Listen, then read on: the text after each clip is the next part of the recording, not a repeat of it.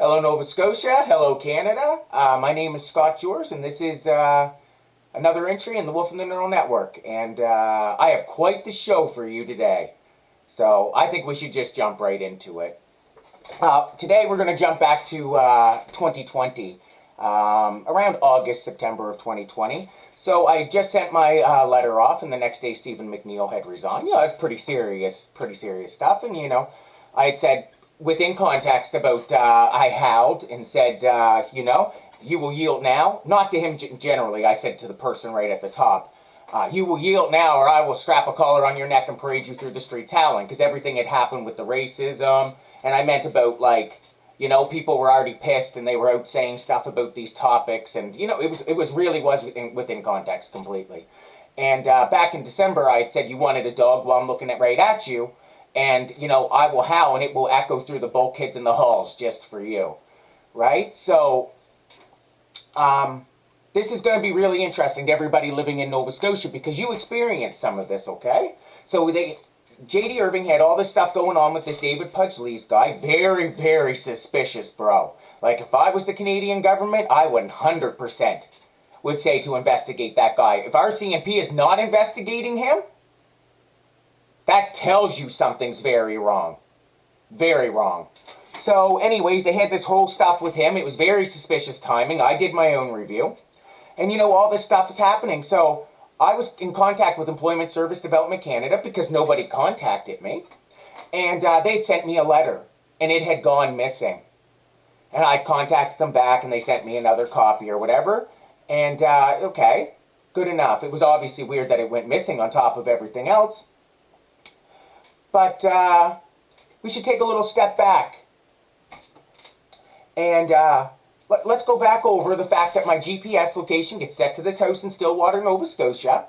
I find these military contracts associated with it.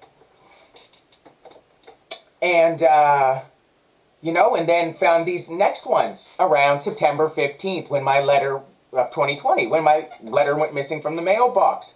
But something else really interesting occurred in Nova Scotia that you can all check for yourselves. All right?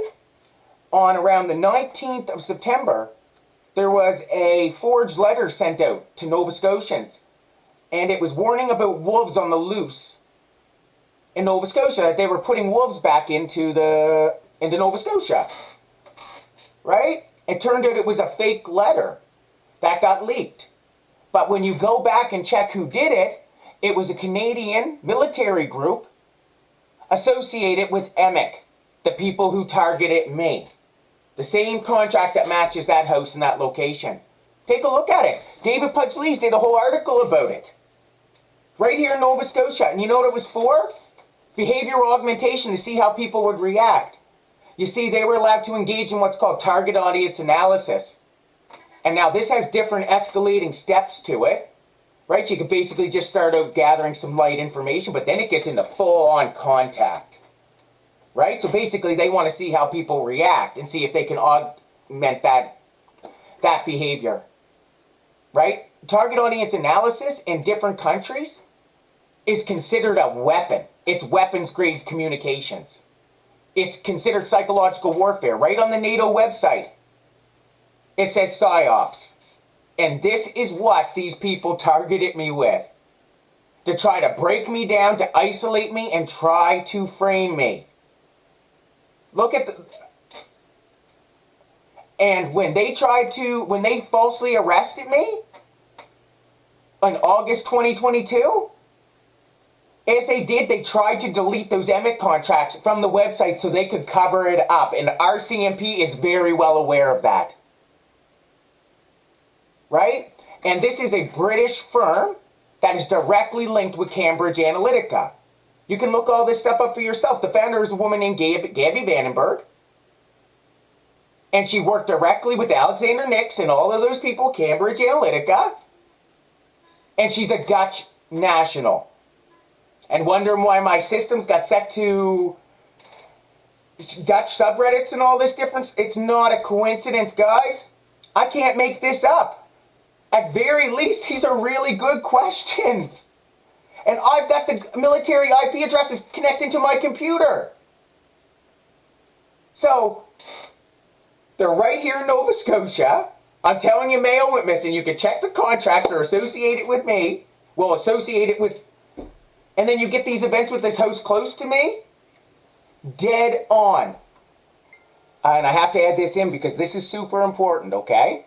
The training also involved using a loudspeaker to generate whoop sounds. The Canadian Forces confirmed to this newspaper. So the Canadian Forces themselves confirmed they were going to use loudspeakers to play wolf sounds to get inside people's heads. That means howling to get inside people's heads.